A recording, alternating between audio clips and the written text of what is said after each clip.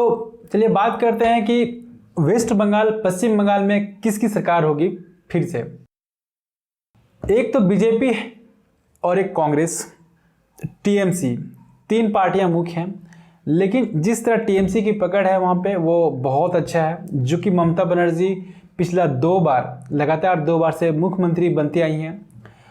BJP की जो लहर है, मोदी का लहर है, वो पूरे कंट्री में जिस तरह से चला 19 से पहले, उसके बाद थोड़ा फीका पड़ने लगा है दोस्तों। लेकिन बंगाल का स्थिति इस टाइम कुछ अलग थी।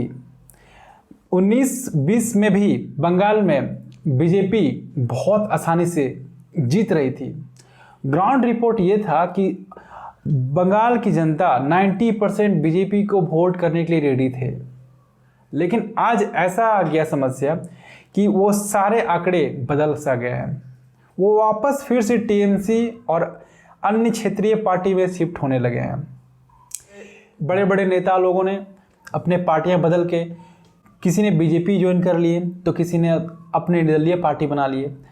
तो कुल मिलाकर मैं ये बात करता हूँ कि आखिर वहाँ पे बीजेपी जो है, जिस टाइम आज बीजेपी आज से 5-6 महीने पहले लगाया जा रहा है बीजेपी के ऊपर, इसका मुख्य तौर पे अगर मैं बात करूं तो मैंने दोनों पार्टियों का आपको थोड़ा सा आइडियोलॉजी, मैनिफेस्टो मैं बता दूं आपको।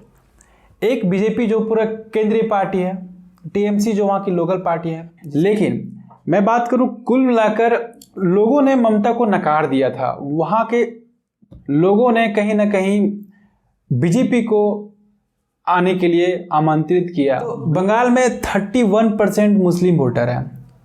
ये बहुत बड़ा एक पॉइंट है वहाँ की सत्ता के लिए, किसी भी पार्टी के लिए।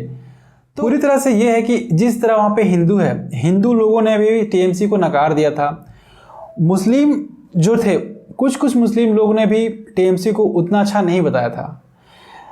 अब यहाँ पे बात आया कि बीजेपी क्या वहाँ जीत सकती थी? तो बिल्कुल जीत सकती थी। इसके पीछे रीज़न है, अब थोड़ा सा इसमें पॉलिटिकली क्रोनोलॉजी समझिए।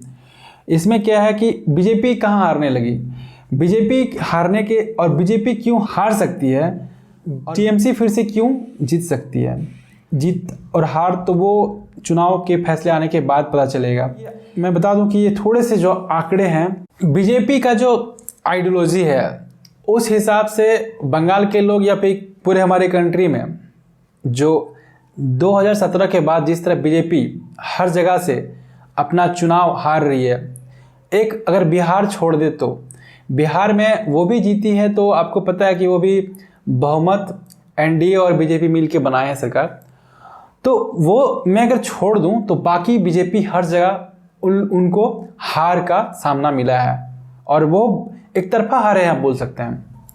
इसी तरह ये आंकड़े बंगाल पे भी अप्लाई हो सकते हैं। जिस तरह बीजेपी सरकार ने अपने वादे किए, अगर वो वादे पे रहते, चाहे वह बेरोजगारी हो, जिस तरह का बात उन्होंने किए शुरुआती टाइम, चुनावी टाइम में, अगर वो सारे पूरे करते तो जनता उसके पास होती और उनको पूरे का पूरा समर्थन देती। लेकिन ये धीरे धीरे एक तरह से झूठ का ही पात्र बन के रह गया। मतलब सच्चाई धरातल पे आई ही नहीं। इससे भी लोगों को बीजेपी को नकारने पे मजबूर हुए, और यही चीज़ बंगाल पे भी अप्लाई हो सकती है। और वहाँ के जनता टीएमसी पे भरोसा वापस जताने लगे हैं। कुछ लोग निर्दलीय पार्टी पे भरोसा कर रहे हैं, तो कुछ बीजेपी पे। लेकिन ये आंकड़ा बीजेपी पे ज़्यादा थे पहले। लेकिन सबसे बड़ी फैक्टर जो है, ये किसान का मुद्दा जब से आया, तब से बीजेपी की जो है वो पूरी की पूरी ग्राफ नीचे चली गई। बंगाल में जीतने की संभावना पूरी की पूरी, एक तरह से फैक्टर आप बोल सकते हैं इसको। वहाँ की जनता ना बीजेपी से खुश है, ना टीएमसी से खुश है, दोनों पार्टियों से खुश नहीं है। ऐसी सिचुएशन में वहाँ की जनता असमंजस में पड़ गया कि किसको आखिर वोट दे। टीएमसी भी उनकी नज़र में उतने अच्छे नहीं है, बीजेपी भी अब जो है उतने अच्छे नज़र नहीं आने लगे। इसका एक और सबसे मुख्य कारण ये है किसान आंदोलन। जो किसान आंदोलन, इसका एक बहुत बड़ा कारण बन सकती है। बीजेपी को हार का समस्या का एक ये भी फैक्टर हो सकता है। आने वाला टाइम में अगर बीजेपी हारी तो। एक तरफ जहां किसान का मुद्दा है, किसान नाराज हैं बीजेपी से, सरकार से, वही किसान पश्चिम बंगाल में जाके रैली निकाल रहे हैं और ये रैली 12 मार्च से और ये चलने वाला है चुनाव तक। और एक तरह से आप ये बोल सकते हैं बाकायदा वो चुनावी प्रचार कर रहे हैं कि मोदी को वोट ना दे, बाकी आप किसी को भी वोट दे दे। ऐसा किसान के जो लीडर हैं, जो किसान के यूनियन है, ऐसा उन लोगों का बयान है।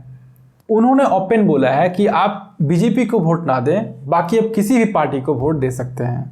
तो एक तरफ से बीजेपी का एक किसान का फैक्टर हो सकता है हार का एक। अब्बास सिद्दीकी ने जो पार्टी बनाई है आईएसएफ, वो इस बात पे डिपेंड करता है। बीजेपी के लिए तो कहीं ना कहीं राहत की बात है कि एक पीरजादा के अब्बास सिद्दीकी ने जो पार्टी बनाई है वो पूरी के पूरी तरफ से मुस्लिम समुदाय के एक तरह के वहाँ के भाईजान के रूप से जाना जाता है। इससे पहले टीएमसी के समर्थक थे। मेरे हिसाब से जो भी हो, लेकिन बीजेपी तो वहाँ पे जीतने की जो चांसेस है वो कहीं ना कहीं कम नज़र आ रही है। ये तो तय बात है कि बंगाल के 31% जो मुस्लिम वोटर्स हैं वो सारे के सारे वोट्स जो है या तो फिर ज़्यादा अब्बास सिद्दीकी के खाते में जाएंगे या तो फिर टीएमसी के खाते में जाएंगे। वो जो बाकी हिंदू वोट हैं वो वोट में भी बंटवारे हैं। तो ये देखने वाली बात होगी कि क्या बीजेपी कितनी सीटें वहाँ जीतती हैं। ये पूरी तरह से कहना अभी सही नहीं होगा जब तक कि रिजल्ट नहीं आ जाते चुनाव के। तो धन्यवाद दोस्तों ये वीडियो देखने के लिए।